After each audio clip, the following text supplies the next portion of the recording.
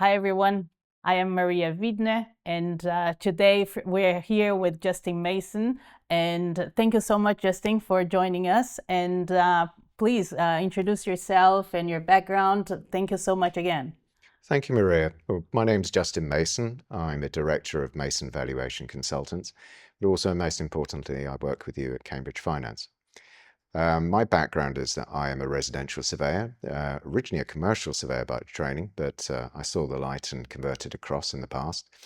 And I now deal primarily with the valuation of prime and super prime property, residential property that is, in central London. We also go slightly further seas, but we have property that we value, which could be anything from a single residence all the way through to multiple income-producing dwellings. And that's why we've worked together for a number of years. Indeed, it was a great project.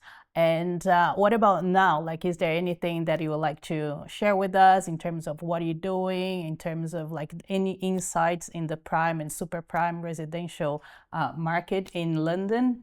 Certainly, and there's been an awful lot of valuation work which has arisen out of tax changes, which are likely to come through at the end of October 2024.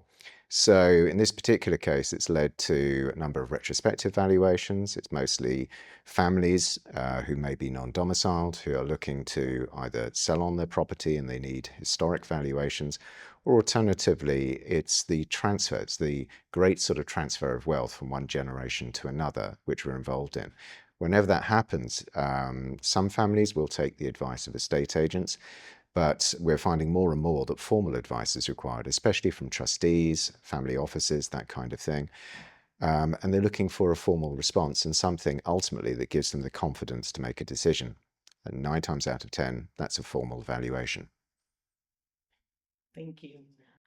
Justin, the first time we had our professional contact, you came to Cambridge Finance initially to attend one of our courses on commercial property valuations, financial modeling, and from there, like, what brought you to Cambridge Finance, and then from this experience in the training, how has this informed your career afterwards? How it's helped you?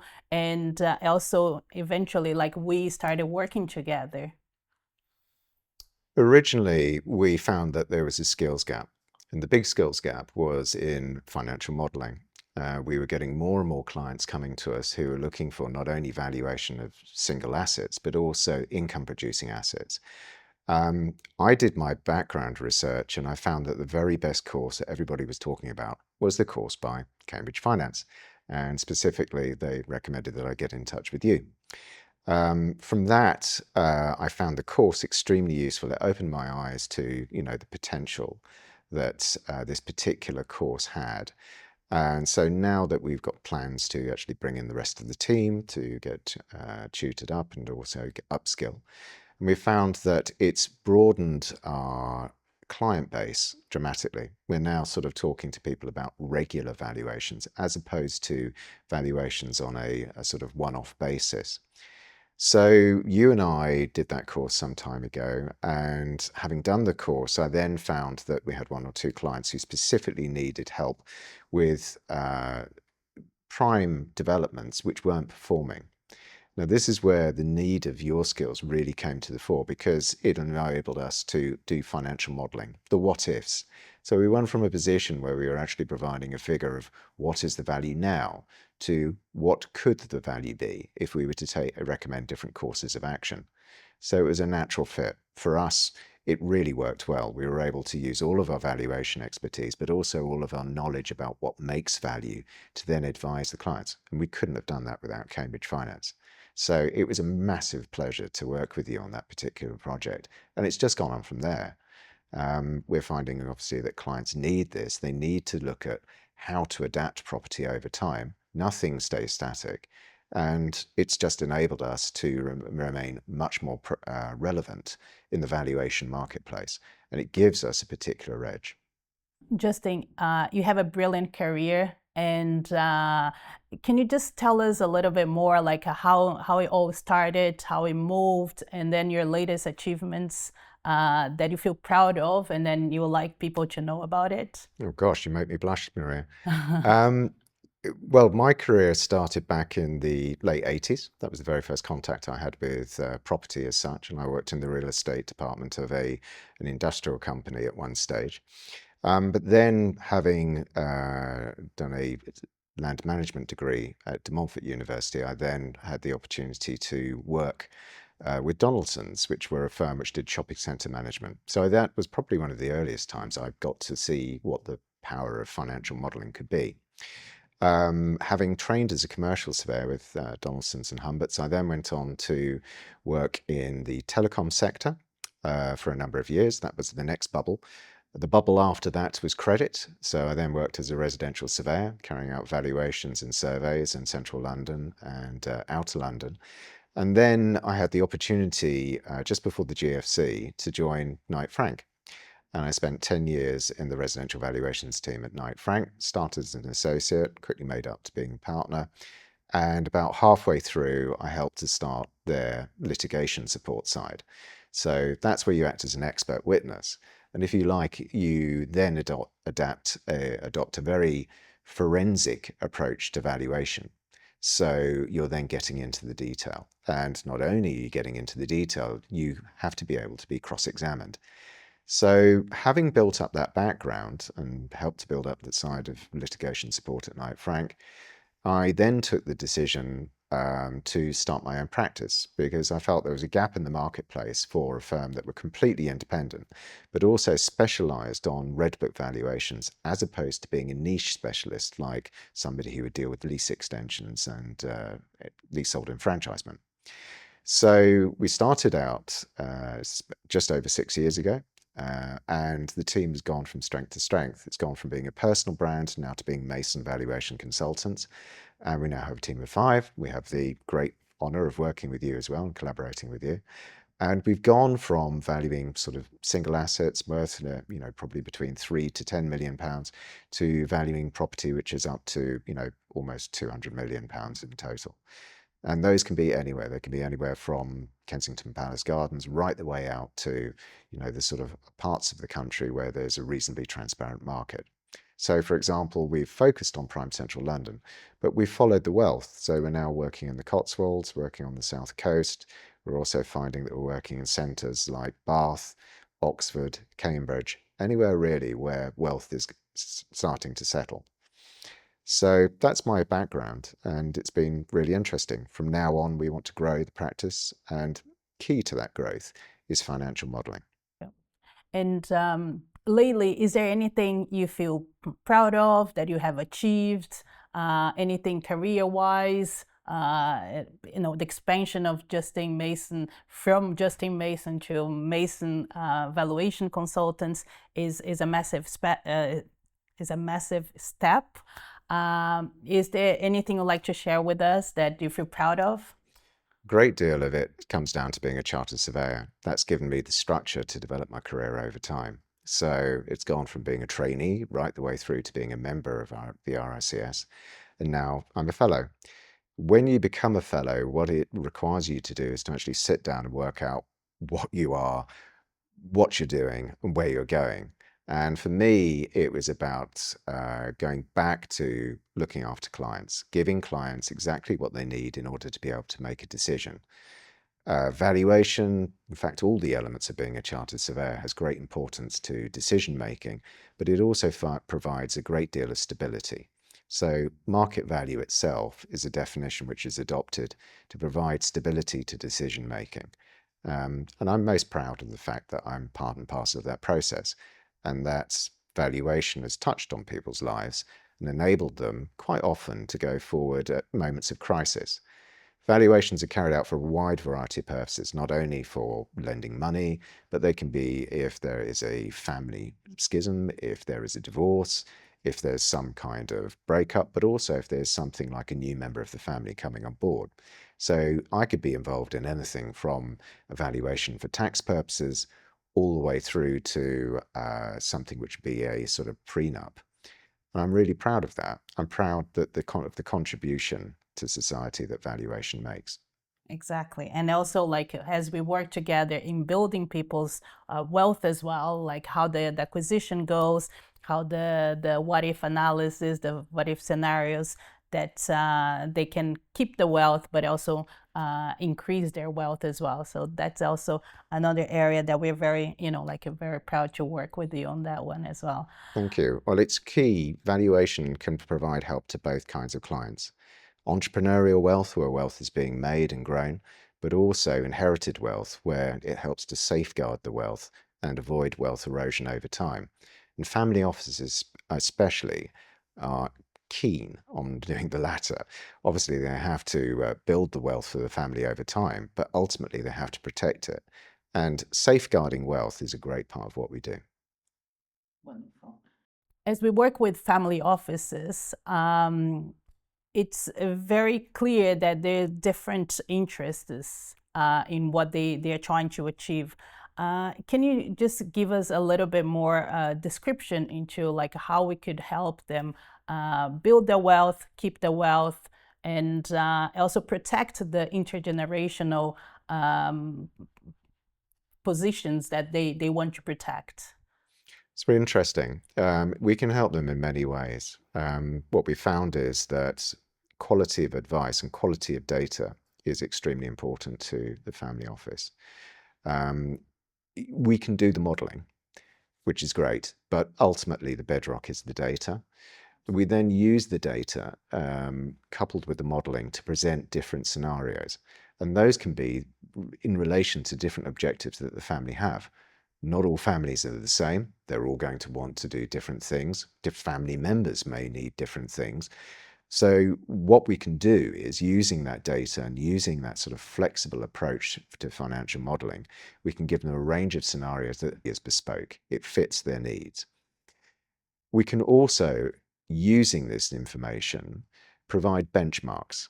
Now, the benchmarking is where we actually set out how the value changes over time. When we work with families time and time again, we become more familiar with the property, they become more familiar with us, and we're then able to put together a benchmarking exercise that they're completely comfortable with. And it enables them to avoid making snap decisions. If there's a sudden drop in value for whatever reason, we can look at the reasons why, and we can then analyze what courses of action are available to the family, both in the short, medium, and long term, in order to provide some kind of workable solution and help them to grow the wealth over time. And Justin, as we talk more about valuations, data, and modeling, a lot of people are talking more and more about AVMs, automated valuation models.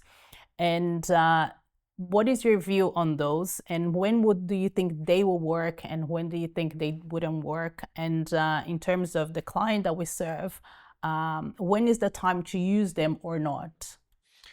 AVMs are very interesting. They've been around a lot longer than I think people realize.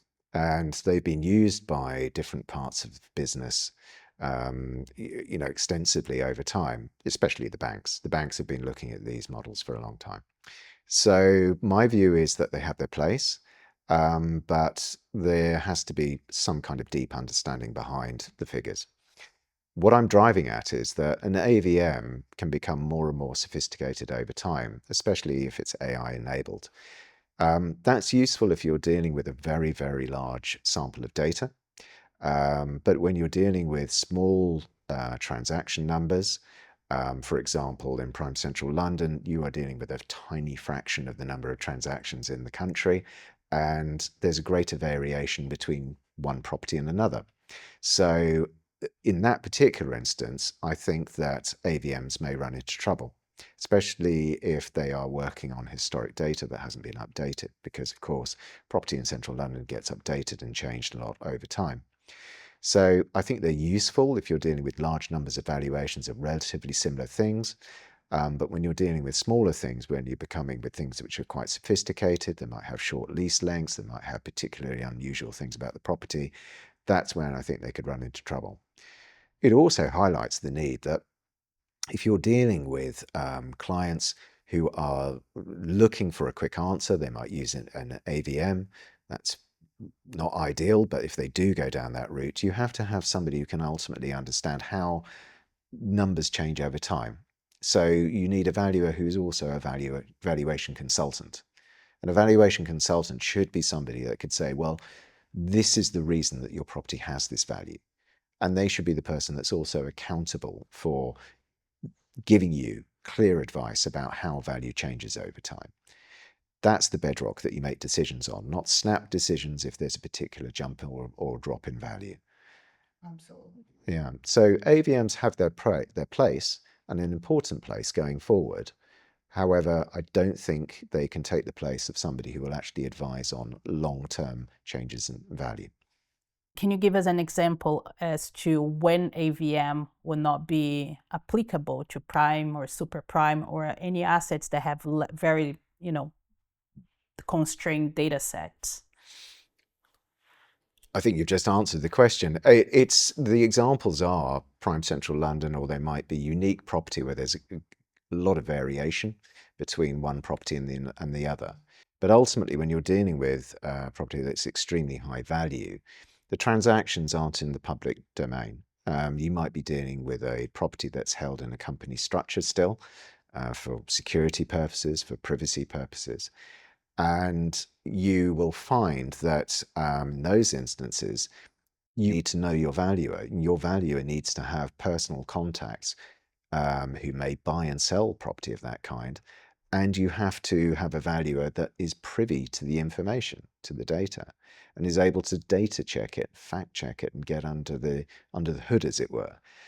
You're dealing with an opinion that's based upon facts that are, given on a point of trust, as opposed to things which can be accessed by way of the public realm. So this is a rare example where the human being has an edge Justin, over as we AI. work as a very productive and capable network of independent consultants, how do you see this network really working in the future and helping the property industry, especially the family offices, to address the needs that they have? That's a really interesting question. I think it's something that gives the flexibility to bring in people as and when required. So you have the right specialist. Very often, I find that family offices are faced with a problem where they may be working with somebody in a larger organization who's extremely good at what they do, but that may not necessarily be consistent. So you're able to put together a team that's A, is bespoke to the client's needs, but B, offers that consistent level of quality. It also brings in other factors as well. You're dealing direct with the individuals concerned. So issues relating to confidentiality can be addressed as well. It's a secure environment. So you're only dealing with people you know, you're only dealing with people you trust, and ultimately those people are accountable for whatever advice they provide. Also, going forward, it allows the real estate industry to provide the same consistent level of quality globally, because you're putting together people who might have a particular skill set in one country, but also they may have a skill set that goes along to others, such as financial modeling. Whereas you may have local specialists like myself.